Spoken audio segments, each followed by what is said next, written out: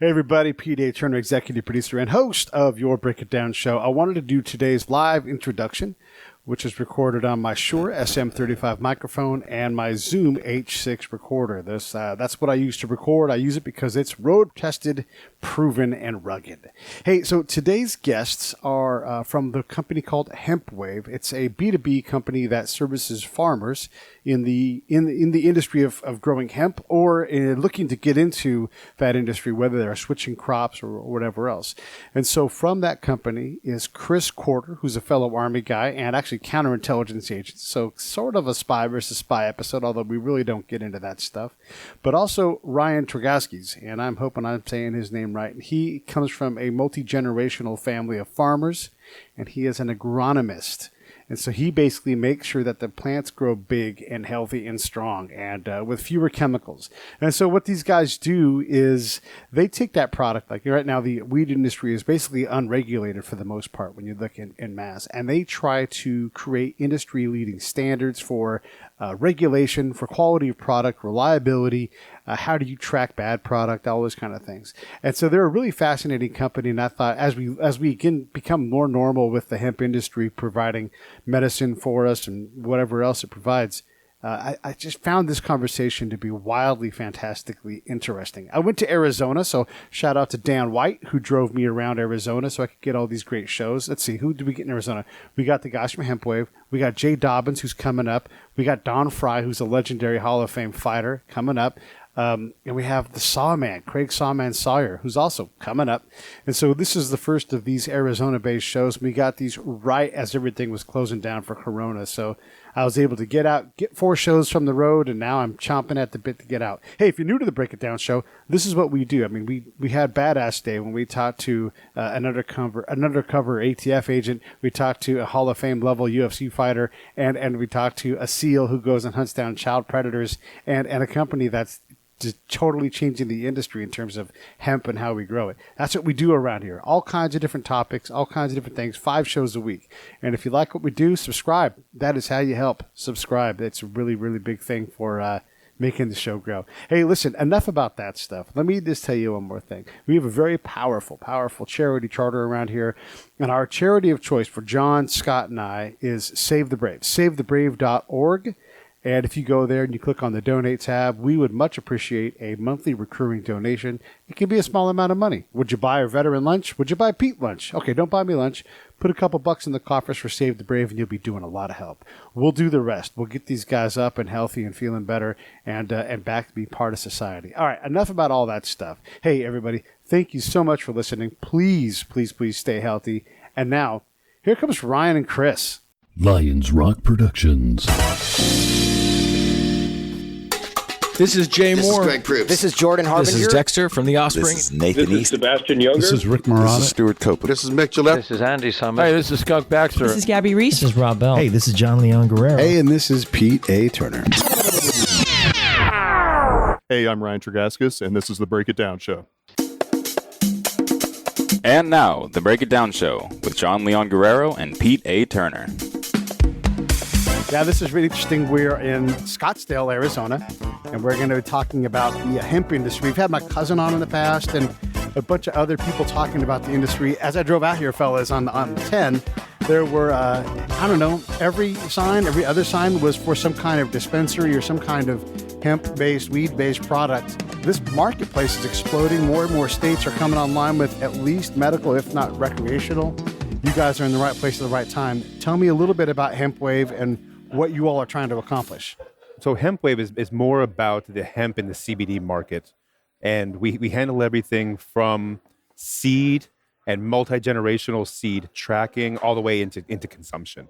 So we help the farmers with their individual crops, their grows by choosing genetics. We partner them with labs that are GMP certified and have all the certifications for food grade material. And then we also find manufacturers and being able to partner them all the way through and tracing the genetics and tracing how everything's grown and tracing what chemicals are being used all the way into consumption for the consumer. That's Kris talking. What do you do, Ryan, for the company then? So I was brought on as an agronomist for the company, which say what? An agronomist. Okay. So, according to Kris, I grow really big plants. Okay, gotcha. And, You make plants grow that big. make plants grow big. So, what I was brought on to do was provide support for our farmers that we work with. Right, okay. Being a new industry that not a lot of farmers have experience with, this is a difficult crop to grow in certain conditions. So, I have the experience behind me, the real world experience of farming, multi-generational agriculture, diversity in crops, where I can implement different growing practices in multi areas and bring that into the hemp crop. So you guys are a B2B company, then you're marketing to farmers who are going to supply the supply chain all the way to the market. Correct. I got you. Correct. Who's your competition in this? Are there even a lot of, dispensaries are everywhere, but what about like these companies that are helping the farmer? Well, we don't even really compete with, we don't see dispensaries as competition. It's two different markets. But what about on the supporting the farmer side, like transitioning into this crop? There are some companies that do provide some support, but it seems to be very few and far between. Okay. We've ran into a couple companies that are kind of competitors, and I hate using the word competition because it's more about we're in for this for the greater good. Yeah, fellows in the space. Correct. Okay. And helping the farmers and being able to do things just so that they would be able to be successful. Got you. So many people have messed this up in the past by either wrong information or thinking this can be grown like a traditional crop. That they've really messed it up. And especially in Arizona, you can see the numbers. I think, what did we have? 40 to 50% crop failure in 2019. Yes. What's the number? It was like 40 to 50% of crop failure. The people that actually got into the space and went to go grow hemp, most of it failed. And then about half of it failed. On the farming side, what's a normal number for? I mean, there is some amount greater than zero of farm crop failures, I'm assuming, right? There is. The number we shoot for is zero, right? We want everybody to be a success on that. I mean, in general, across farming industry, though. Oh, yeah. Really, the number is pretty close to zero. But the reason it's taken out is more by what we call acts of God. So hailstorms, weather, floods, more like that. Not negligence or anything that like kind that. Of thing. That's right, correct. Okay. So why does hemp fail more often? Or is that not even what happens? I don't understand. So what happened here in Arizona is that our licenses became available at the 1st of June, 2019. Hemp is very susceptible to salt and heat. Well, here in Arizona, our temperatures in the sun are 140 degrees, 115 degrees in the shade. And you're standing out there all day, you're going to wilt down too. So the plants were hanging on for dear life. Genetics were an issue. So with the seed supply coming into last year, with the Farm Bill being freshly introduced, we did not have a lot of quality genetics that were being imported into the state. So the selection was very small with that. And then, so do you guys work on the genetic end of this thing too to create a better seed? Or are you in the marketplace for a seed to find the right kind?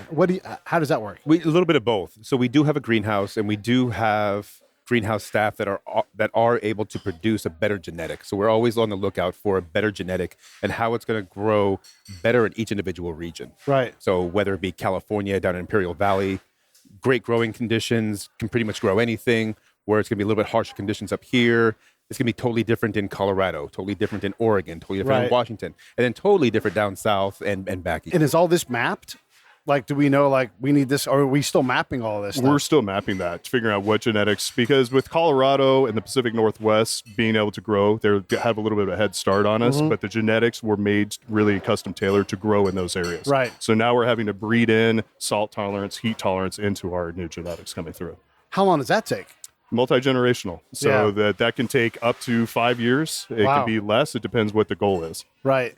And then when you bring this product to market and you go to we talked about the Tillair, farmer convention, how receptive are farmers to this? And then the second part of this question is do they think that it is because they're farmers, I know how to grow anything. I can make anything work. How true is that?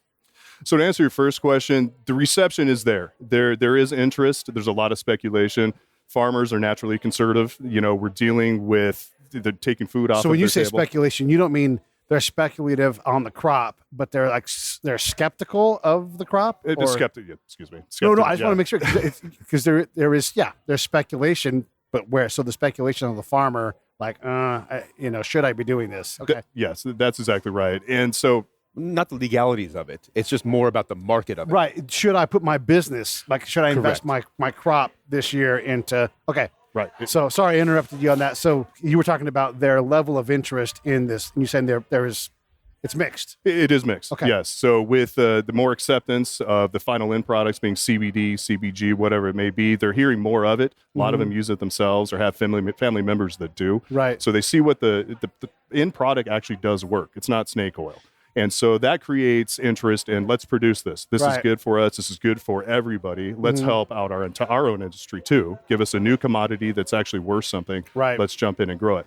We're seeing where the younger generations are more apt to be receptive to this. Okay. So you have more progressive type farmers that can have the ability to farm it and are more open to it. How's the marketplace? Like when it's expanding, and our states, like Montana's kind of gone forward, come back, like kind of fits and starts. How is the marketplace in general, do you think? The marketplace is in a correction mode right now. This time last year, the market was very high.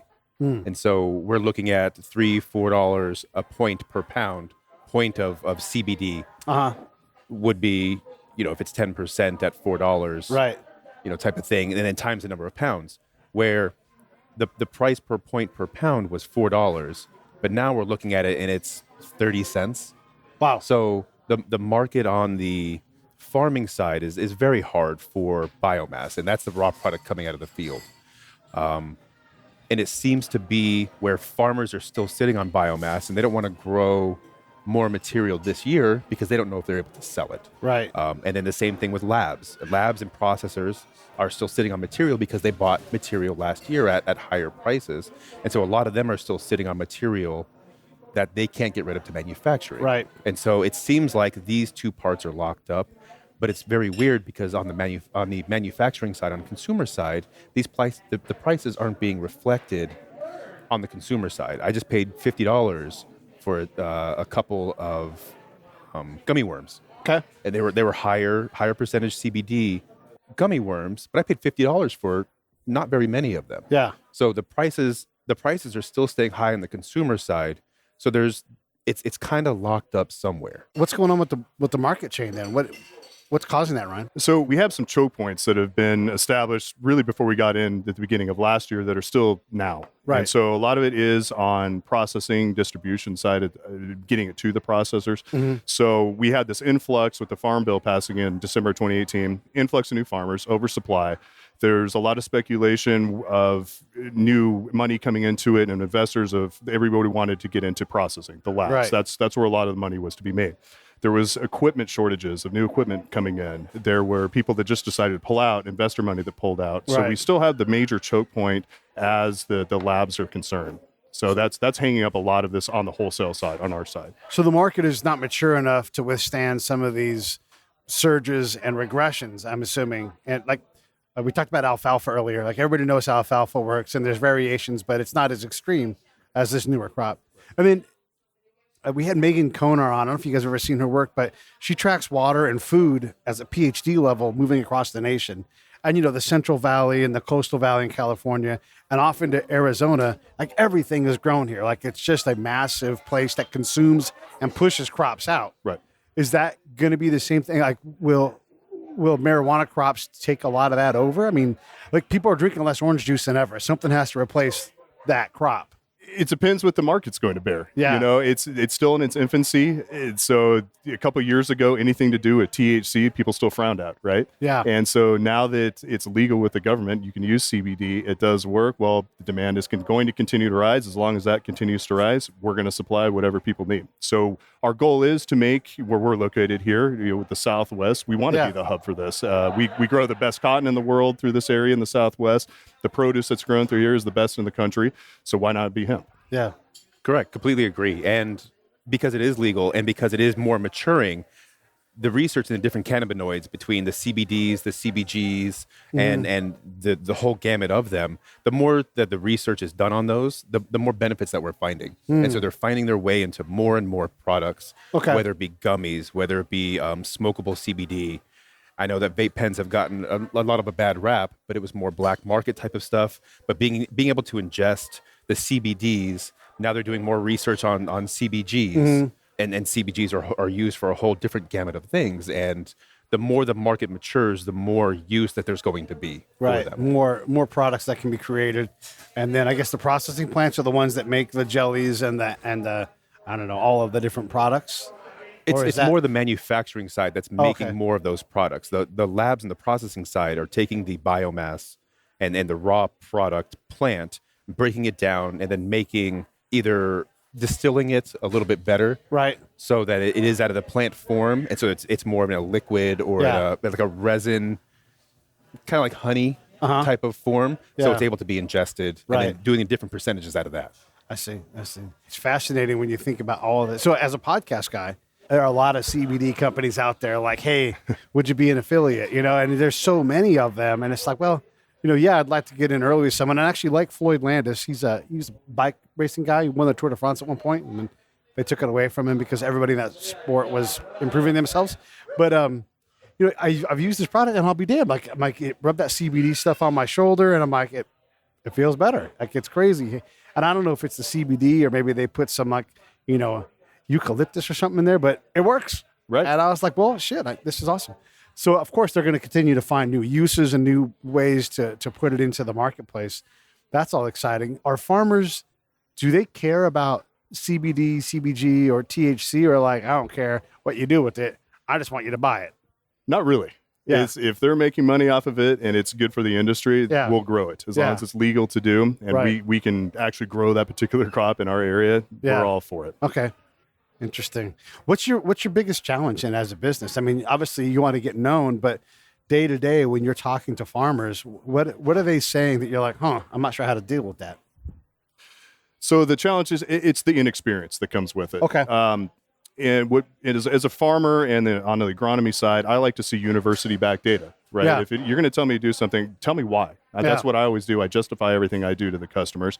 So something being federally illegal, there's not Yeah. a lot of research that's been done on it. Yeah, yeah. And so it piggybacks off what Kris was saying. So now that those floodgates have opened, the universities are getting involved, the research is there. Right. And so we can now substantiate all the claims. And so that's starting to help out with that as well. And then one of the things from talking to a lot of these places, they all hype their product as like the kindest, the cushest, the whateverest. But those words don't mean anything to me. How is the market evolving? And this must be part of what you guys do in dealing with like a standard of some kind. So when they're using the words like that, they are definitely marketing words, and it is very cannabis culture Uh-huh. that they are using those marketing, the dankest, Right. the dankest bud type of thing. And it doesn't really mean anything to anybody else. The people that are actually into the CBD, the weightlifters, Yeah. the moms, The grandma with arthritis is like, I don't care if it's dank. I just want my wrist to stop hurting. exactly. Like I don't really care. Yeah. So what we're doing is we are adding a lot of value into the supply chain side of this. Okay. And we are tracking it. We're tracking how things are being grown, what varieties being grown for different terpenes and cannabinoid levels. Okay. We're tracking the lighting. We're tracking where things are inside the greenhouse and how they're being watered and what nutrients they're getting. We're also starting to track these things out in the fields so that we know what pesticides, if there's any legal pesticides to be able to put on them, what fertilizers are being put on them. Right. And so we're able to do this all the way through processing. And this is why we partner with a lot of labs that actually have their certifications for Right. CGMP certifications and what's the other one, FDA certifications? No, it's winning. Sorry, I can edit out thinking. I know. I forget the other certification. So a lot of the labs have their certifications, and they already go through these things. Yeah. So we're able to go through and we're able to add these things and track all the way from the greenhouse and in many times multi-generational. If we're doing clones or seeds, we know what plants they came from. We know how those were grown as well. So we're able to track that all the way through from the greenhouse all the way into consumption and add that material to a blockchain format so that we can track. We know what plant has great CBD. We know if it has any issues with pesticides. We Right. know if any heavy metals have been grown in there and or been used on there. If any toxic chemicals have been picked up by the plant. Hemp is one of those. Hemp and cannabis are one of those plants that tend to pull everything out of the ground. Uh-huh. And so you'll see a lot of arsenic, you'll see cadmium, you'll see Lead, Lead. mercury. mercury, Right. all in these things. We're able to test for those things and be able to track that and tie that to an individual crop so that those don't make it into the mainstream Right. products for consumption. So is that a service for a farmer then, or are you guys certifying that the crop that they're growing doesn't have too much whatever arsenic or copper or whatever is in it? It's currently being done on the farming side. So when you do harvest, you do tend to test for, it's called certificate of analysis. You do pull those for the THC, CBD levels. Okay. But then there's also another part you're able to do for pesticides. If anything has ever been used on it, Okay. you can see what the different spikes are. And you can also do it for heavy metals and toxins. So those are already currently being done, but there's really no standardized level on what's safe for consumption. Right. And by the time it makes it from the farm through processing to the manufacturer, Yeah. those aren't being tracked. And that's what we're looking to solve. Like the gummy worms that I bought the other day, no clue What's actually in them? what's actually in them Yeah. as far as the strain, where they came from, and even if they're safe. Yeah, which is a little bit crazy, and I'm going to be unfair to some of my left-leaning friends. You know, they're always so like adamant about GMOs, right? And you have to know what you're eating, and then they're like, "Hey, let me vape that vape pen," you know? Or like I think about all the people that go to GNC. GNC is a great company; they do great things, but you literally have no idea what's in that capsule, and you're like, "Look, you drink it, and you're like, oh, I feel huge." I mean, how many players have been like, I just bought this stuff at GNC. It's bad. You know, you're like, oh yeah, it's contaminated with, you know, whatever. Ryan, what does all that stuff mean? Like, as Kris talks about it, I'm like, wait, all of this tracking, is this common in the farming industry? Like, are people like, oh, well, you know, when you grow alfalfa, you always have to account for the arsenic? Not really. Okay. So when you get into the produce, anything that's edible for human consumption, we do track. Certain states have different regulations. From you get into California just to Arizona, Right. one state over, we have different regulations that are involved. What we're doing is self-regulating because it's CBD is still classified as a nutraceutical. So you know, as far you could buy it at GNC, and it's just like anything else you Right. just pop in your mouth there. You have no idea what's in it. So we want to establish our own guidelines and be ahead of the curve on that. It's coming. You know, Yeah. the FDA, USDA will implement those rules eventually. Yeah. But if we can get ahead of that and show that we are taking care, that hey, we care about you. We want you to know what's in your product. I want to know what I'm having. You know, Yeah. I'm a user of this, and same Yeah. thing as Kris. I have no idea what's in this. I have to find a brand that I trust, and that's Right. all I have to go on at this Yeah. point. So if we can come out and prove, no, this is what's in it, And we this can is track it. it all the way back. Here you go. It's safe. You're set. Well, This is where the blockchain comes in. Exactly. correct. We're able to verify with data that things are actually safe, and Right. then tie it down with using blockchain to make sure that it can be altered and it is authentic. Right. So we're able to take that data, verify that data, and tell the consumer, yes, this is all real, this is all safe. How is this used already in the marketplace, Ryan? Like that, they must do some kind of tracking. Like we almost know which plant was the one that had the poop on it when the E. coli breaks out, you know, in the romaine lettuce crop or something. You know? Exactly. And you know that, so the tracking that we have was done by necessity. There wasn't anybody that was ahead in the curve. Like we're trying to get on this to Right. where we've had, you know, E. coli and deaths that have occurred due to that. So there was a product that was invented that's actually sprayed on edibles as far as apples. It's a produce, I should say, not edibles, but strawberries, apples, lettuce. It's odorless, tasteless, Yeah. and it has blockchain built into it. And so you're already eating this. You just don't know it yet. So if you do get sick, though, however, they can track that lot number back all the way to the exact field that came out of from the grower and trace and find out what happened. Are you next to a dairy? Are you next, you know, did you have a coyote walk through your field and decide to use the restroom, you know? So that's what's going on. So it was built out of necessity on the produce side. So that's how we're implementing the same idea into this.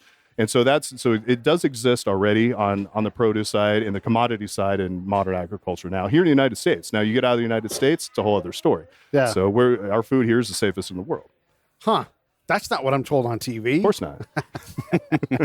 Okay, that's blowing my mind a little bit right there. So we spray our blockchain spray onto the crop, and then does that protect? I mean, does that ultimately protects the farmer because if something does happen, you know, now your reputation isn't ruined because you're using this certified good Kush bud weed grain. Exactly. Right? Well, and what it does is it keeps from destroying the entire market, right? If you remember, there was an E. coli outbreak that it was traced back to Yuma, Arizona a couple years ago, Right. and it infected a lot of people. A few people died over it. Right. You know, it's always been here for the last 30 years that if you had a salad during the wintertime anywhere in the United States, there was a 95% chance it came from Yuma. Right. And so But since that happened there a couple of years ago, it has destroyed the market for everybody in the area, even though they know where it came from. They traced it back without using blockchain at the time, but it just hurt everybody. So this way, it protects not just the particular grower, but it can also protect the entire marketplace. So it doesn't scare everybody from stopping using this product. I never even thought about all that stuff. The other thing I was going to ask about is like, so when I have some gummies or whatever, and I don't really use any kind of THC product really at all. I don't even think I really get high, but like I'll take it and I'll, look, I weigh 250 pounds even when I'm not fat, right? So I don't know, like, you must weigh over 200 pounds when you take something and it's 0.05 or whatever. That fucking means nothing to me. I'm like, give me 4 of them. I don't know how many I need because I don't know what it really means. And I don't know how it relates to like my size and my tolerance level. I can drink Coors Light all day long. I know exactly what's going to happen, Right. Exactly. Well, and on the CBD, so you get labels that are on, we'll take Chris's gummies, for example. The label says 1,000 milligrams on it, right? So what does that mean? Right. And it means different things to different manufacturers. Yeah. Sometimes it's 1,000 milligrams on the entire volume of that, or is it 1,000 milligrams per gummy? Yeah. You don't know. It's hard to decipher. Chris's are 1,000 milligrams per gummy. He found I think out it the was, hard way. and I had 2 of them. Yeah. And I took a nap. Yeah. Thank you.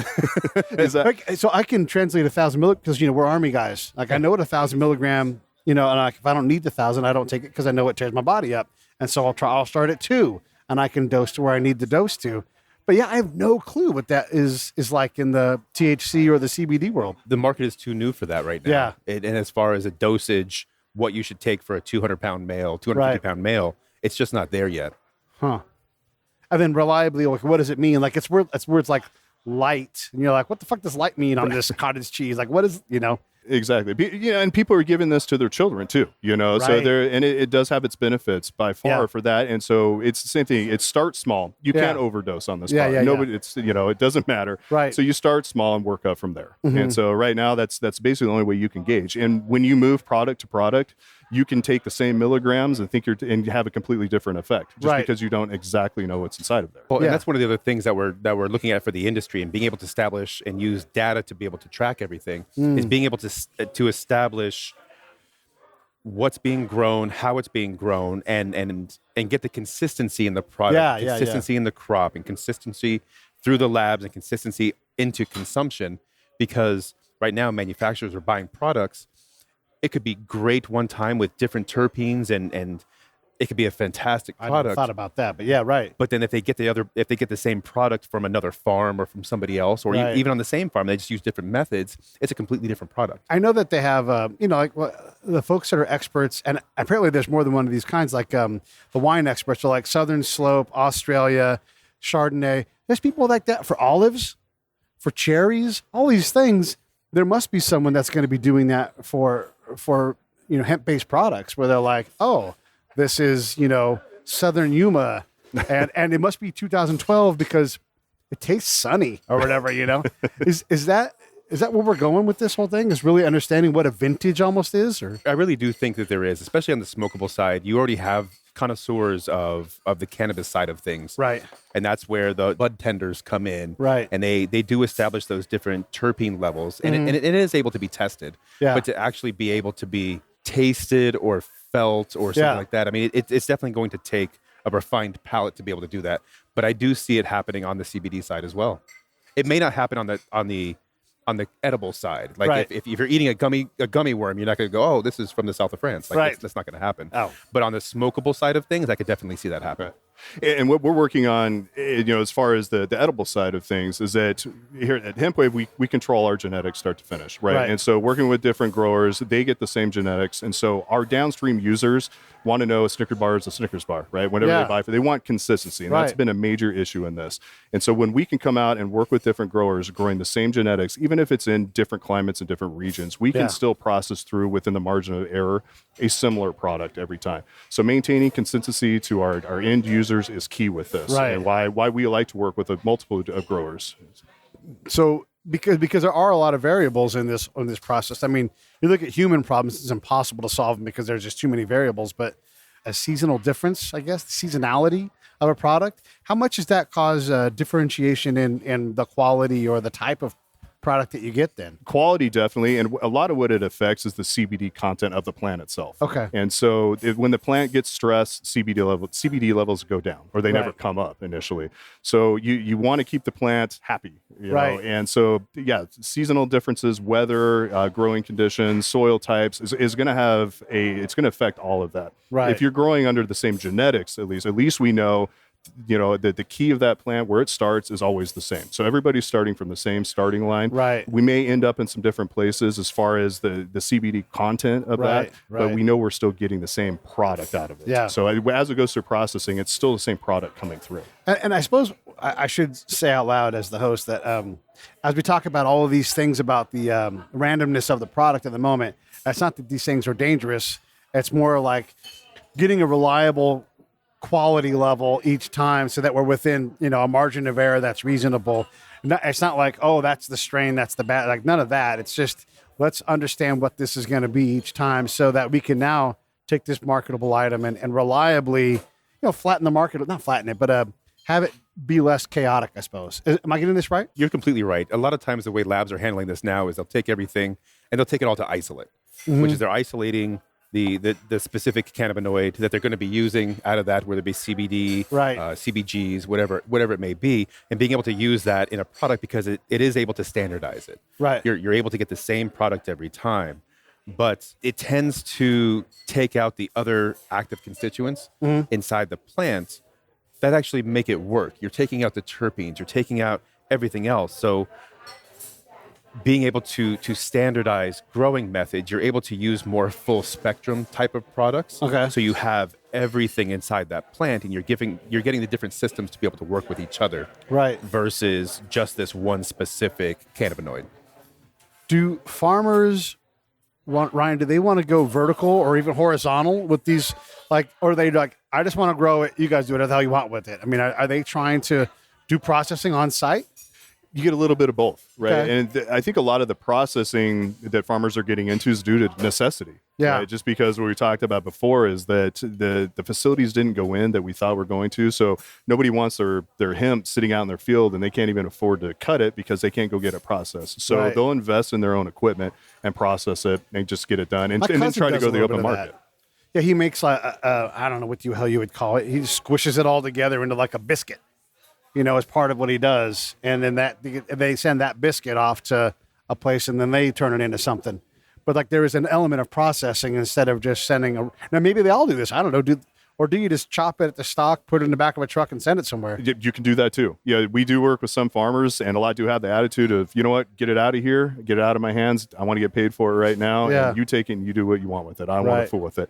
And there's a lot to be said about that too. I'm sure right? biscuit is not the actual technical term. No, it's not. It's fine. I didn't We want really don't have a lot of I didn't want to technical call it a hash because it kind of looks like a hash, but then you're Yeah. calling it hash. I'm not calling it hash. No, it could be, they pelletize. Or Yeah, there's whatever, all right? sorts Yeah. of different ways to do this. Well, So, and it depends on what the end product is too. I mean, Right. some things could be going for smoke, and you have to manicure it and trim it, Yeah. and really cut it down. Versus more of a biomass, where it's Right. just going to get processed through like an ethanol or a CO2 system, and it doesn't really matter as much. But you got to take the sticks and stems and Yeah. seeds. It's like the old Snoop Dogg, Right. You know, no seeds, no stems. Yeah. type of, Dre era type of stuff. Yeah.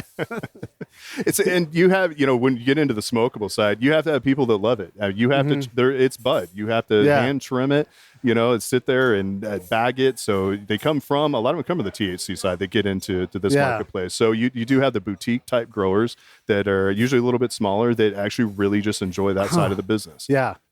And then when you look at where the business is going, and because it is in the universities, and there's kids that are like, how do we make the most kindest, cushest kind red hair Mexican Hawaiian special weed, Like they're always chasing the ultimate bud, but then there's also all of the other things they're trying to do, like get more CBD yield or CBG yield. That must be going on all the time. It is. All right. That's a good question, Pete. I mean, it was more.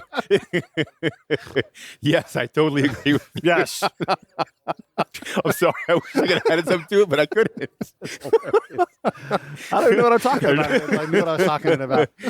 Well, no, I mean, as it does, and like I said before, I mean, as this becomes more mature and it becomes now that a lot of it's legal in different areas, Yeah. we're able to do more tests. The universities are able to get into this a little bit more. We're able to do a lot more research and a lot more labs.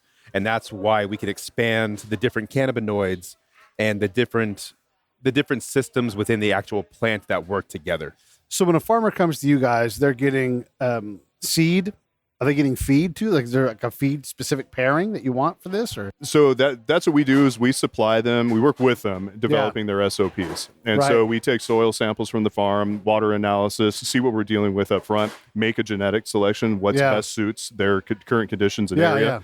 And then at post-planting, we sample, run what's called a petiole and tissue result, which allows us to analyze all the nutrient levels, both major and minors throughout the plant. There's a direct correlation between your nitrogen and phosphates, and as your THC and CBD levels start rising, lowering. So we've developed correlations where we can track this and see, we can predict, are your THC levels going to start rising too high? You're going to be out of compliance. So we can make adjustments in their nutrient program to counteract that, to get the best yield as possible, to get the most healthy plant as possible. So we help them with that from start to finish.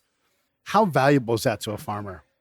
It's incredibly valuable to be able to know exactly what's going on in your field at all times. You really can't put a price on. This is not a type of crop where it's, we've done this forever and this is the way we do it. So this, this is the way it's going to be. You can't do that with this crop. It's changing. It evolves almost weekly. And so you have to watch it closely, and it does take management. And so farmers don't want to take time to watch it that closely. That's what you guys are. That's what we're here for. There's farmers that spend an easy $1 million between farming costs and seeds or clones or seedlings. We'll spend $1 million in the upfront of being able to put this into their field. So if you were to mess up and lose all of that, you just lost $1 million. Right. Done. Yeah, I guess that brings us to the money side of this. I mean, is this funded by banks, by VCs? I mean, are farmers walking into town like, well, going to need, put the note up on the farm to get this year's crop? I mean, that's a good farmer impression. Thank you. Yeah, I appreciate that. I said, welp. Not actually a word. So, I mean, how does that work? When these farmers go out and they want to transition, what kind of money does it cost, estimated or whatever? Give us some examples. We can run into areas where the total cost can run $10,000 to $12,000 an acre. In other areas, it's $5,000 to $6,000, just depending where you are. But the initial investment, especially with genetics right now, seed is so expensive. And so you can't go get a loan on this, or you haven't been able to up to this point. Banks are starting to open up to it a little bit. Right. But with the market the way it is, they're a little reluctant. So you have had a lot of VC money come in. Farmers are a little reluctant to put up the farm, so to say, to risk everything and replace another crop that they know that works with this. And so that's where we've come in, is we help them get into it by supplying the genetics on joint ventures with them and partnering with them throughout the growth season, to where it allows that entry point for them to be substantially less, to where they're not coming out with so much money out of pocket up front. Right. And then the rest of the growing season is about like a typical produce crop, we'll put it that way. So it's something they can actually afford and work into their system. One of the big things that we also offer that's really helped the farmers out is a guaranteed buyback program. Whereas if they meet our certain requirements, and they're not hard, no heavy metals, be in a legal limit for THC. If they're able to meet these requirements, we guarantee to buy it back from them. Right. So that way they don't have to go out and sell it themselves, or we're making the promise, well, if we can move it, then we'll buy it. Right. It is a promise from our company to buy their crop. Right. Okay. And then do you guys deal with any of the secondary markets? And I'm making things up here, but okay, so you've pulled the bud off and the leaves, the stems, and the stalk, Snoop Dogg doesn't want them, no one else does. And you guys are like, actually, there's a guy, Jerry, in Cupertino, who takes it and turns it into whatever. Like, do you guys also help them with that, like to get rid of, and is there any waste? I have no idea. There's quite a bit of waste, and we are looking at other methods and other things to be able to do with this material. Right. Whether it be cattle feed, whether it be fiber and rope and cloth, it's a different crop. So it can't really be done for that. But there are secondary markets, and we are looking to get into those secondary So markets. the hemp crop can be more focused on THC or cannabinoids, kind of using big words now, or it can be more of the fibrous kind that you can make clothes and rope out of. Correct. I had no idea. Wow. Okay. And are there other kinds of hemp crops that are useful, or are those like the two basic varieties? So it really is just fiber and your cannabinoids at this point. So there's green building materials that are available that can be processed out of this feed, like Kris said. We're clothing that's coming out of it, paper. So this has been around for hundreds of years, and so the same in products that were developed back then we're using now too, but just more refined. Oh, hempcrete. Hempcrete is using that secondary market product. So they're not using the buds or anything else. After you pull that stuff off, they're able to take those fibers, and the leaves, the stalk that's not being used, and turn it into more concrete. Which is really interesting, actually, on its own. Being able to pull CO2 out of the atmosphere by using that. Because it's sequestered already. Now it goes into concrete or whatever. Yeah, it's crazy. We had a guy, Bob Taylor from Bob Taylor Guitars. He was talking about urban forests and how, like, you take these 100-year-old trees that are going to come down, and instead of chipping them into mulch or chopping them down and turning them into firewood, it's like, why don't you make tables, guitars, and things out of them? And you're like, holy shit, yeah. And then you see the wood, and you're like, this wood's gorgeous. It's 100-year-old wood, you know? Exactly. And so I guess there is a really powerful green initiative with this stuff, I'm assuming, or, I mean, you're the expert on the industry. What? There is, absolutely. So there's the organic. Let's get it as a buzzword when it comes to this. Okay.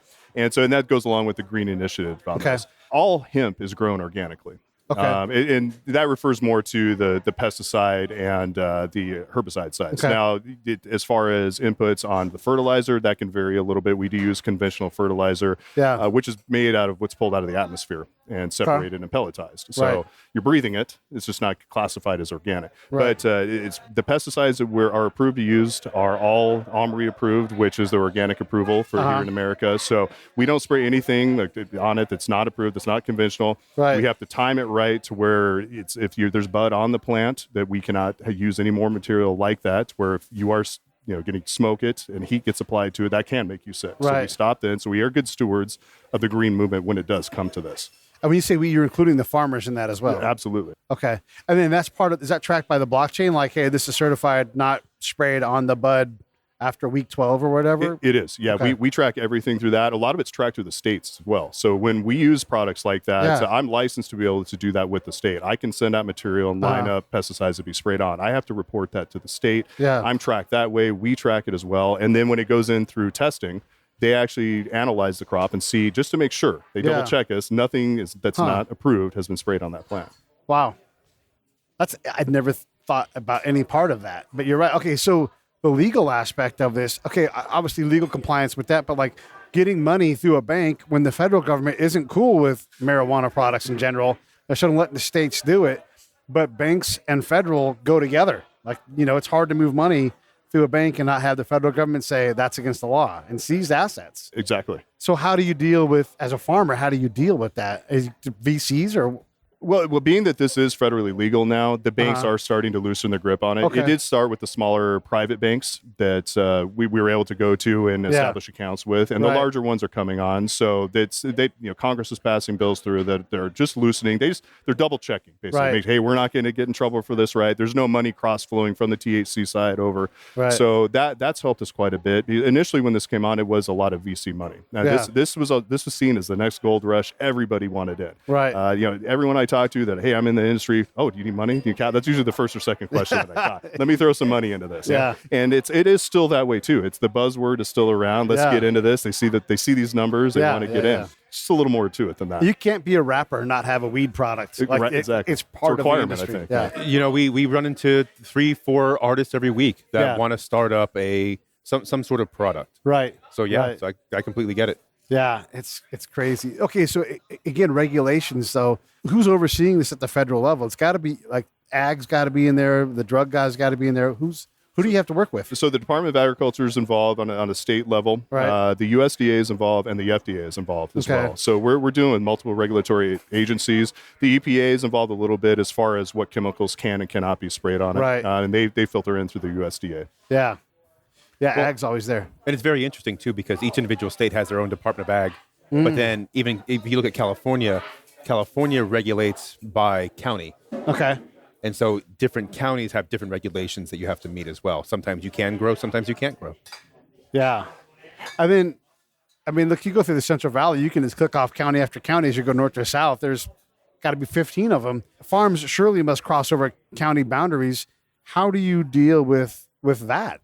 Like, I mean, I guess farmers are used to this, right? Like they know. They are, yeah. They know the laws that are in their areas, what can and can't be done. Right. And it's when this takes a special license to be able to grow it, even though it is approved, you do have to apply, and it's tracked very closely. You have to give GPS coordinates of where every field is. You have to show you're able to lock up your seed, to lock up your biomass post-harvest. We don't have to do that with any other crop. Right. They don't track like that. The states come out and inspect your crop when it's in the ground. They can come out anytime during the year.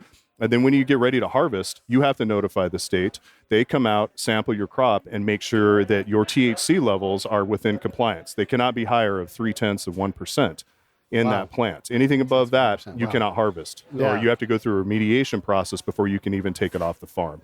So they check that and they watch it very. So you very can closely. lose a whole crop because it's too good or too bad of a year, basically. You can, yes, and there's a direct correlation between high CBD levels and high THC levels. When they start rising, they start coming up together. So the longer you keep that crop in the ground, pushing it and trying to get higher CBD levels, your THC is going to start sneaking up on you too. Yeah. It also has to do with genetic and variety selection as well, and stressors that are involved. So that's something that we have to keep a very, very close eye on, and time your harvest to where. So you guys are also not only selling seed and that kind of thing, but you're also helping manage compliance then, I guess. Okay. That seems like that's risky for you guys. I mean, counties and states and federal and DA and, It is, but a lot of this stuff is the farmer reporting a lot of these things. So we partner with the farmers to be able to work with their local governments and work with their reporting requirements as well. And how much time does that take? I mean, I picture a farmer's like, they got to go milk a cow and not go fill out forms all day. It doesn't really, honestly, it doesn't take much time. Okay. So once you get your licensing in and get everything done, if you sit down for an hour or two, you'll have it knocked out pretty quickly. I mean, like when you're vouching for the fact that you didn't spray, you're like, July 15th, didn't spray today or whatever it is, or you logging your time like a lawyer would do and say, this is what I did today? Definitely. We keep track on our side of what's been recommended that's done or done or has not been applied on that field. So we're covering our ends of it. We expect the farmer to do the same. There is an amount of trust that's involved. We expect that you're not going to do anything that you shouldn't be out there. Right. Because on the end, we're going to catch you anyway. Right. So then we're going to test for it and see if it's actually there or not. Yeah. If it pops positive, we have an issue. And we have to watch your neighbors too, because granted, when you're spraying, if you got a neighbor that has a different crop and he's putting on an insecticide out there that's not approved, in the wind, it drifts over to your crop, and all of a sudden you test hot. There's really not much you can do about that. Yeah. Well, even checking for males as well. Even though we do have feminized plants and feminized seed that's able to go into the field, it's not fully feminized. Okay. So there are different things that you can do. You can do clones. You can do different clones and different things to be able to make sure that you do plant female plants. Yeah. But there are times where a female plant will turn male. And so you have to make sure that you don't have male plants in your field. Yeah. Wow. That is a lot to keep track of. It is. What's the standard farmer? Do they know this? I mean, obviously a lot of this stuff is just ag and they do know it. It's like, are you really good at video games? You can just pick up control and play most games, because you know that stuff. But this seems like there's a lot more involved than the standard crop. It is. It's a lot more in depth on the regulatory side and knowing this crop as far as, culling males and keeping levels in check. That there's a lot more to it than that. So, I mean, a plant's a plant, right? Physiology and botany is the same. It's going to grow. There's tips and tricks that we have to do at different timings of fertilizers to get it to produce the way you want it to. Yeah. Different products that have to be put on. So jumping in this blind without any help, your chances for success would greatly go down. So that's where we like to come in and help these guys. We have the ability to share our knowledge with these growers and make them a success, because this is going to be good for everyone. It's for everyone in our industry. We want to see this succeed. And so we're going to help as much as we can. That's crazy. How do you guys scale from where you're at? Hey, this is P.A. Turner from Lions Rock Productions. We create podcasts around here. And if you, your brand, or your company want to figure out how to do a podcast, just talk to me. I'll give you the advice on the right gear, the best plan, and show you how to take a podcast that makes sense for you, that's sustainable, that's scalable, and fun. Hit me up at pete@breakitdownshow.com. Let me help. I want to hear about it. How do you guys scale from where you're at? I mean, you've got a fairly small team, I'm assuming, right now as you try to do this. Are you branching out to multiple states? Are you trying to get there's only so many farmers you can get in a season, right? I mean, does you run out of time to pitch? Correct. And we do have a sales team, which is definitely new to the industry, is being able to have dedicated sales team on the farm side of this. more farm success, just being able Yeah. to talk with the farmers, see what they need, and provide them with what they need. Yeah. Talking to labs and processors, getting what their inputs look like and what product do they have on hand and outputs and manufacturing as well. Yeah. So being able to scale that way, along with additional greenhouses. We have a greenhouse that's in southern Arizona. Right. And being able to control these genetics and grow these different things, being able to grow more greenhouses or build more greenhouses in every state. Yeah. Or in different regions of different states. So we're able to provide better product, more timely product as far as seedlings and Right. clones. Right now, it's very cost prohibitive to be able to ship clones from Arizona to New York State. Okay. Just because the amount of time that it takes, and we'd have to have lights, and so there's a lot of stuff like that. So being able to scale that way and just increase the amount of greenhouses would definitely be our next method of scaling. Got you. Okay. And then when you're talking about creating a New York favorable crop, and in theory, you start it here, you're going to create a New York environment inside of a warehouse and then develop the crop there and say, now I have seed. And are you guys a farm, or are you guys, like, how does the government see you guys? Are you guys farmers, or are you guys something else? Like, are you a seed bank, or how do they look at you guys? So we have multiple licenses, especially with the state of Arizona. We have every license from seed processor, seed labeler, transportation license. We have a processor, and then we also have a grow license. Okay. So right now, we're currently utilizing more of the nursery aspect. So we do have the big greenhouse. We have about 100,000 square foot greenhouse. Wow. That we do grow seeding projects and being able to maintain our genetics there. Right. Okay. So you guys are in effect a farm, but you guys do something different with your product by you take the seed and push it out to the marketplace. I got you. Where would a farmer get seed if not from you guys? Nowhere. Really? No. Yeah. So there are different breeders that are around, established seed companies, the people that we work with directly as distributorships for them as Right. well. It's just because the demand's so high, right? Yeah. And being a newer crop, this does take time. We do have our own breeding program that's coming online. We have new seed coming in all the time. Yeah. What sets us apart is that we have the support to come along with it. Right. Right. Any farmer can go anywhere and I'm going to go buy the seed. Okay, I see an analysis on it. Here's what I have. Well, now what do I do, right? Yeah. So do I go to Google and let's see what to do? I mean, I've read that, and not much seen right. that recently. Not much correct on there. Yeah, we ran into that very recently. Yeah, sure. So this is what we offer that does set us apart with a lot of other companies, seed companies, as well as companies who do some joint venture work with farmers. Is we have support that we offer to make the farmer successful. You know, there's a company that I love, and I've worked with them quite a bit. They're called Spire, and they put CubeSats into space, and they do all kinds of crazy things. Like, you guys could develop your own CubeSat, and they'll launch it up for you and everything, and it'll track whatever, hemp growth, whatever, anything. And they routinely get an email with a combination of words that have never been written in the history of man because, you know, people are commoditizing space, the space in space. You know, there's a lawyer for space, and there are compliance people. So all these new things, because the industry is exploding and it's so new, there's these things like we had never thought about this. Like, it used to be that spaceships would go up and then they would have ballast. And then someone figured out, hey, we can put CubeSats in there. So now instead of having just ballast, they can have something there and they kick it out. And so literally, like, a lot of times the sats go out with like the trash, you know, and it's like out there. But so the market was exploding. You guys must have something like that where, because this is every day, like, the product is improving and changing and technology is it must just be always something new for you guys to figure out.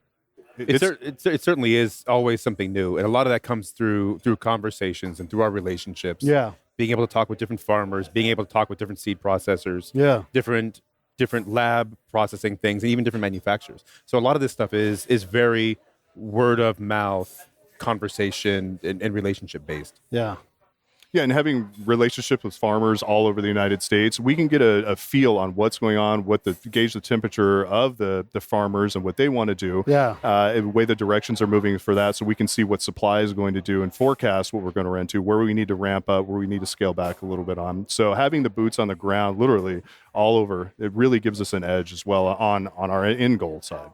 When you call on a farmer, I mean, those guys must get inundated all the time with, like, you know, it's like going to a golf expo. Like, everybody's got a swing for you. Like, oh, 2 swings with our product. Next thing you know, you're shooting 4. You know, you're like, I bought everything. So it must. Like, how I mean, how do farmers manage that? Like, just everybody's coming with almonds and lemons and this product and that. It must just be exhausting for those guys to try to sort through all of this stuff and try to manage their business and farm. You guys take a lot of that off their backs. Like, here's the risk level. Here are the things we offer. You're talking to universities. You guys are talking to the processors. I'm trying to think of all the different areas. You're managing that. But how do you stand out from that crowd of people knocking on the door? Like, do you have comprehensive solutions? Like, my girlfriend's brother works in the ag business, and he works on irrigation, and he helps do, like, I don't know, not drip irrigation, but something akin to that, where it's like plant-specific drip irrigation, hyper-efficient, that kind of thing. It seems like there's so many things. I told you about the bee flow guys that I love. You know, like, you knock on the door, oh, the bee guy was just here. You're like, well, great. Now, you know. Super bees. Yeah, super bees. The B2B bee business. The B2B bee business. But that is a lot of competition for their attention.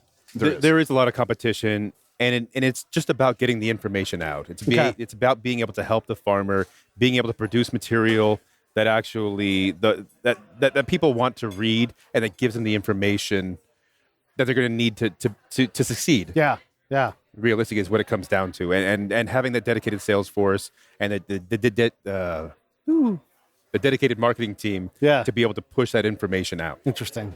Yeah. We speak their language, right? Yeah. It's, you know, we have the staff on hand that we're farmers, we're agronomists. We've been there, we've been in their shoes, we've opened their bills before. We know what that's like. Yeah. And so they see that and know that, hey, we're not going to screw them, basically. Probably not the best. Yeah. I mean, it's what you guys do. You are them. Right. Yeah. That's fantastic. We're not investors. It's not a VC thing coming in. Right. You know, there was a lot of promises. One of the other things that the 2019 market saw was a lot of promises from people who were like, oh yeah, I guarantee to buy your crop, or you grow this for me and I'll already have it sold. Yeah. And there was a lot of promises made and a lot of promises broken. Yeah. And that's what left a lot of farmers holding the bag. They spent a lot of money on being able to do this, and now they're left with no output. Yeah, and we talked, for those, we didn't really discuss the pick. Chris and I are both spies, and we both have been to Afghanistan and that kind of thing, and I've dealt with the ag guys, Ryan, and they are bonkers. These are ag smart people that come in like, I know farming, well, here's what you got to do, and then I talk to the farmers, and you know what, they go there, those motherfuckers are crazy. You know, like, so we come in and we'll have an ag class, and they'll say, you know, here's how you grow pomegranates, you pomegranate farmers, and these are multi-generational farmers. Same game. You know exactly where these people's heads are at. So I'll come back to the farmer and I'll say, what'd you learn today? And the guy will do the international sign for, all right, I'm going to tell you the truth. He looks over his shoulder and he goes, they told me to put less water on my pomegranates so they would grow bigger. And I say, all right, I'll bite. How much less? And the guy takes his hands and he puts them 18 inches apart. And he's like, that much. And I'm like, what does that mean? He's like, I don't know. I kick a hole in my little dirt thing, and then the water comes in, I flood it, and then I patch the hole, and that's how I've done it. That's how we all did it, you know? Mm-hmm. But our ag teams will come in and say, here's how you get more yield, and then you take your stuff to a collection center, and then the guy comes down and he shops your crop, and I'm like, hey, ag guy, do you know the market chain here? And he's like, no. Like, why are you fucking with it? You guys know the market chain, though. Exactly. Like, you understand this, like all these choke points and everything. We do, exactly. And farmers are smart people, man. Yeah. I mean, what we have to deal with, they are. And they're farmers, they're businessmen, they're family men. They know exactly what they're doing. Yeah. And, you know, it's that thing called country dumb. Yeah. You know, they'll put it over on you, but don't think twice. They know exactly what they're doing. Yeah, yeah. And so, exactly. So, you know, we can't come over and bullshit these guys. They know exactly. They'll see right through that. So that goes back to, it's the trust that's involved. There's a lot of trust. It's one of the few industries where a handshake still means something. Yeah. And we take that very seriously. Tell me where people can find out more about you guys, because there's going to be a farmer. It's like, holy shit, I want to do this. And then, is this something that you could do in your backyard? So you could, and it obviously depends where you live. How big is your backyard? Yeah, how big is your backyard? It definitely depends on if you can grow it. As far as growing stuff in your backyard, you're going to have to apply for a license. Yeah. It's going to depend on your state, depend on so your it's county. not like an orange tree. You're like, I have orange trees in my backyard. And it's like medical marijuana, right? You're not going to grow your own supply and smoke that. You're going to need a little bit more than that on a large scale. Yeah. So as far as, you know, being able to do the home use stuff, not really, not so much. But you can find out more information on HempWave.com. HempWave.com, okay. And we have all sorts of information on there. We have a forum there, a social media presence on Facebook, Instagram, LinkedIn, your show. Perfect. I love it. The Break It Down Show. That's right. The Break It Down Show is the source for all things CBD. We are the Canna Boyd Center. All right. Well, thanks, fellas. I appreciate you guys coming on. No, Thanks for having us.